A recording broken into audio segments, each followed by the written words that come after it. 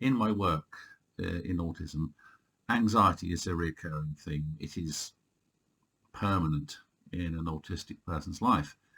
And I've had to learn to deal with it. And I, in turn, help other autistic people to deal with anxiety, both with and without learning disabilities. And I was reminded in my work, and again my work today, about something I wrote in this book, Been There, Done That, Now Try This. This was from 2014, and I was looking up some references and found my own words, of all things, from then. And this is something Tony Atwood's quoted again in his work, my words here. I say, I call anxiety the permanent emotional state for autistic people. I've also recommended, read Deborah Lips's book, From Anxiety to Meltdown. It's one of the best descriptions of anxiety and autism I've ever read. And missing from the title is the third element in her book. It's what to do about it. Absolutely excellent. She's autistic, by the way, and she knows the score very well. And I've just realised, look back at what I wrote all these years ago, and it's still what I do in my work at the moment. This is how I manage it, but I help people I work with to learn to manage it their ways, and organisations that work with autism too, to help people manage it in their ways. One of the things I've written here, I manage anxiety by listening to music. I do most of my profound thinking and creativity to music. I use music to get my head together to write. I also use exercise. I cycle and walk lots. Exercise burns up adrenaline and causes the release of endorphins, serotonin, estrogen, growth factors and dopamine. All of these are good for my body and good medicine. My body will repair itself better, recover better from infection. I will feel better and my head can clear and my intelligence can increase. Anxiety goes down. I don't know if you're aware, but when anxiety increases, your IQ goes down. It's part of what the adrenaline does. It's preparing us for the freeze, fight, and flight reactions to anxiety. And in an autistic life, that's huge. Another thing that causes, there are two main things behind anxiety in autism. One is we've got very big amygdalas, both of them either side of the head.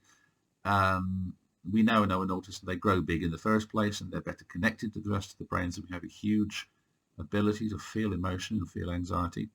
The other thing is our Temple Grandin writes a lot about this. It's our hypersensing on the external five senses. We pick up so much of what's going on around us. It drives us into the fight-flight response a lot because the two compound and we pick up on so many details. You can use this detail spotting very creatively in an autistic life. It's beautiful, actually, if one learns the positive framework and self-talk to put it within. So I exercise a lot, and I really do. Very, very keen cyclist. I used to do a lot of running until a physiotherapist said to me that I was wearing out joints in my legs because of the impact. So I cycle these days. It's non-impact.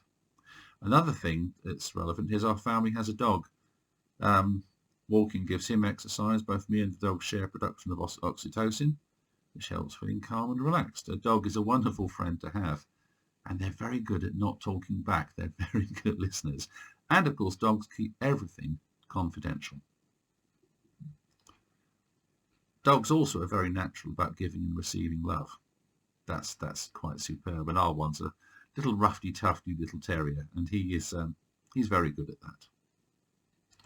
Another thing I've learned as well, and again, if you're autistic and you're young, this is hard, but all bad situations do come to an end.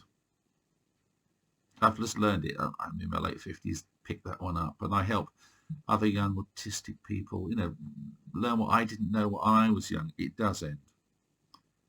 And I said it was a real turning point in my life to learn this, and I learned that I was not just the victim of circumstance. And I help other people learn this too. It's a thing I wrote in the chapter of my book, I Dream in Autism. It's about keep on keeping on. And things do turn. Good also could be maximized and repeated. It takes energy, social skills, and the ability to initiate things in life. Learning from a good mentor helps you know how to do this. Daylight is good. Seek it out, especially if you're in a country that has winters with short days. I'm recording this in Britain in March. I'm so happy that it's good. And I actually, when I'm working, particularly in the winter, I make time to be out in daylight. A dog's very good for that one as well, because he will stand by the front door asking for a walk. Get out, have the daylight, it's beautiful. And have a home too, and a workplace that's filled with daylight. Attend to your sensory needs. This will bring comfort. Also, get enough sleep. I'm in a room right now that's sensorily very comfortable, wearing sensorily comfortable clothes. That's good. And also give yourself permission to rest. We have this very on-off cadence in our lives when we're autistic. We're very intense, and we need time to just rest. It's like holding, and there's a phrase I got from an autistic person that I've mentored, and they said to me, it's rather like holding your breath underwater, because there are times when one is dealing with things autistically very intensely and one needs to get up and have a rest, but one can't yet because of other pressures and things on our lives, especially if you're at work or you're with your family. You can't just dip out when it's needed. And it's like holding breath. And if you think about the analogy this person gave me, it's a good one. But when we come out, when you've held your breath underwater, you gasp and you need your rest. But it's okay. You can do it to bridge over. You don't have to dip out of things immediately. But when you do have time to rest, have that gasp and just use it and build them in. And give yourself permission to do this. So you can do it. So you can, when you're feeling over anxious, you can hold your breath just long enough to get out of it with some dignity and have permission to rest. I'll read some more from this book and on other videos as well. It's interesting. I wrote a lot of this down 9 years ago now, and it's interesting to see what's there. And this is the sort of wisdom I use in the work I do, and the training and mentoring, so people understand what's going on, and that an autistic person's not being uncooperative, but we have this life of intensity, and we need to rest. Intense, rest. Wired into the way our brains work. I can show you more about that in a future video. Anyhow, that's it for now, and I'll see you later.